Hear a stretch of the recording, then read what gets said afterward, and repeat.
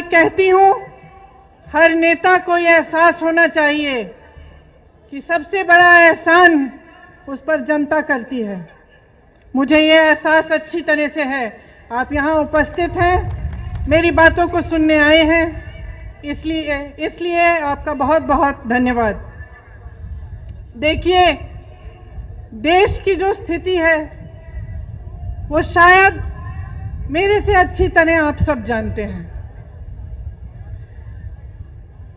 एक ऐसा समय आया है कि 90 दिनों से लाखों किसान इस देश की राजनीति में के बाहर, दिल्ली के बाहर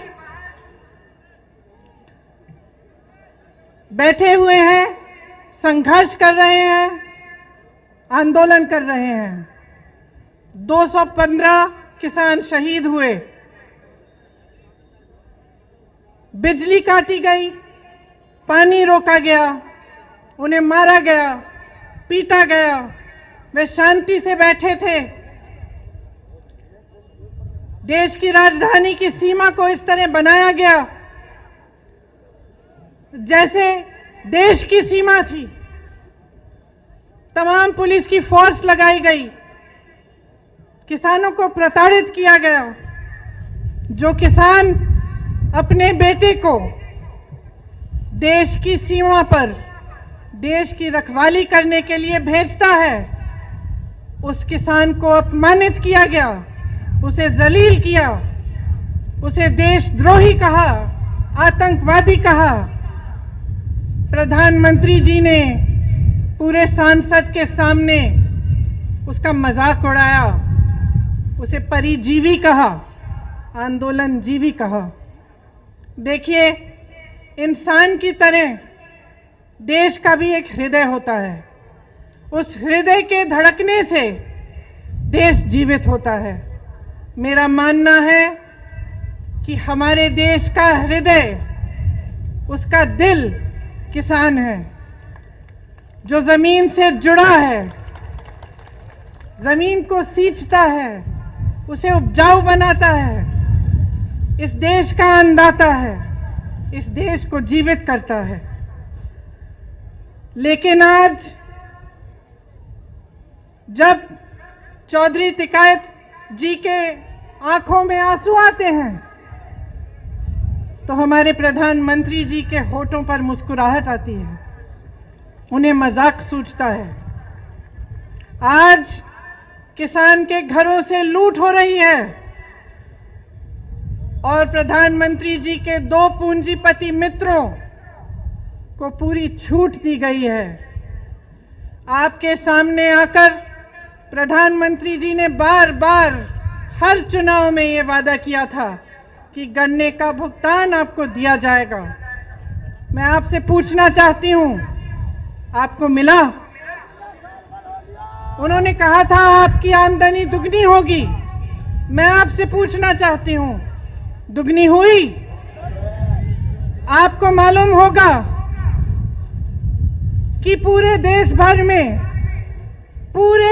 भर में गन्ने का भुगतान 15,000 करोड़ रुपए है। और आज मैं आपको बताना चाहती हूं, शायद आपको ये नहीं मालूम होगा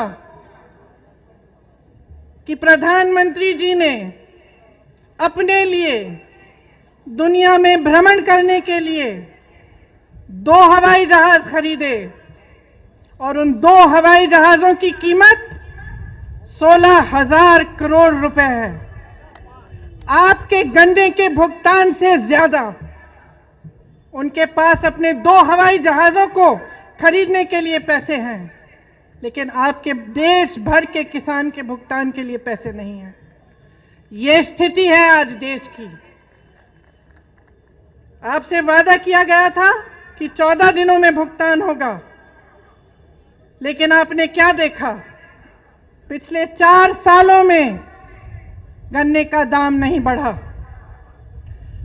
16,000 करोड़ के 2 हवाई जहाज खरीदे गए। 20,000 करोड़ की स्कीम बन रही है कि जो संसद भवन है, जो देश की राजधानी इंडिया में इंडिया गेट है और उसके आसपास की जो इमारतें हैं उनके सुंदरीकरण के लिए 20,000 करोड़ की स्कीम बन रही है, लेकिन आपके गन्ने के भुगतान के लिए 15,000 करोड़ उपलब्ध नहीं है। डीजल आपको 2018 में 60 रुपए में मिलता था, आज कहीं 80 रुपए, कहीं 90। डीएपी 1100 रुपए में मिलता था, आज 1200 रुपए का है। बिजली के बिल बढ़ते चले जा रहे हैं, गैस सिलेंडरों की कीमत बढ़ती चली जा रही है, मगर आपके गन्ने के दाम आपको नहीं मिल रहे हैं, वो वही का वही है। मैं कुछ दिनों पहले बिजनौर गई, कुछ किसानों ने मुझे पर्चियां दिखाई, शायद उसी दिन जो नया दाम है वो जारी किया गया था, उससे पहले की पर्चियां दिखाई, उस पे 000 लिखा था। आपको मालूम होगा कि भाजपा सरकार ने पिछले साल डीजल पे जो टैक्स लगाई उससे 3.5 लाख करोड़ रुपए कमाए। मैं पूछना चाहती हूं, कहां गए वो रुपए? 2014 से अब तक मोदी सरकार ने पेट्रोल डीजल पर टैक्स बढ़ाकर, आपको मालूम नहीं होगा, 21,50,000 रुपए कमाए। मैं पूछना चाहती हूं, कहां गया वो पैसा जिसका हक है, जो दिन रात इस देश के लिए काम करता है, जो अपने पसीने से, अपने खून से इस देश को सींचता है, उसको क्यों नहीं मिला है ये पैसा? नौजवान को क्यों नहीं मिला? रोजगार क्यों नहीं दिया? और जब वही किसान प्रताड़ित होकर अपनी समस्या लेकर आपके पास आया तो आपने उसकी बात क्यों नहीं सुनी? दिल्ली का बॉर्डर नरेंद्र मोदी जी के घर से कितना दूर है? 5-6 किलोमीटर दूर होगा। और वही प्रधानमंत्री जो अमेरिका जा सकते थे, पाकिस्तान जा सकते थे, चीन जा सकते थे, जिन्होंने पूरी दुनिया में भ्रमण किया, वो उन लाखों किसानों के पास नहीं जा पाए, उनके आंसू पोंछ नहीं पाए, उनकी बात नहीं सुन पाए। क्यों?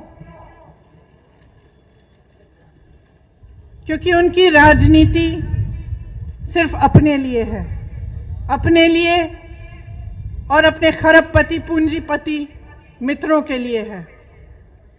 इसी समय जब पूरा देश तड़प रहा है, किसान तड़प रहा है, भुगतान नहीं हो रहा है, इसी साल में अगर आप देखेंगे कि इन 1-2 खरबपति मित्रों ने कितना पैसा कमाया तो आप चौंक जाएंगे।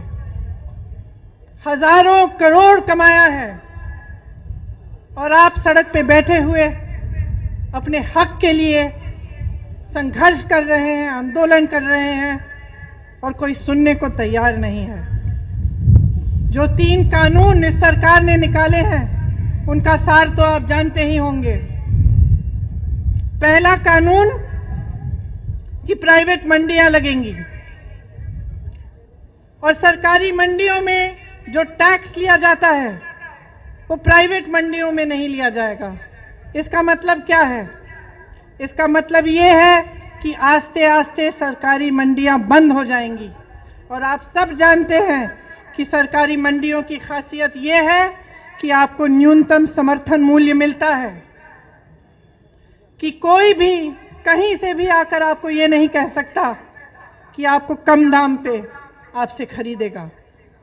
प्राइवेट मंडियों के खुलने से और उनको मजबूत बनाने से क्या होगा?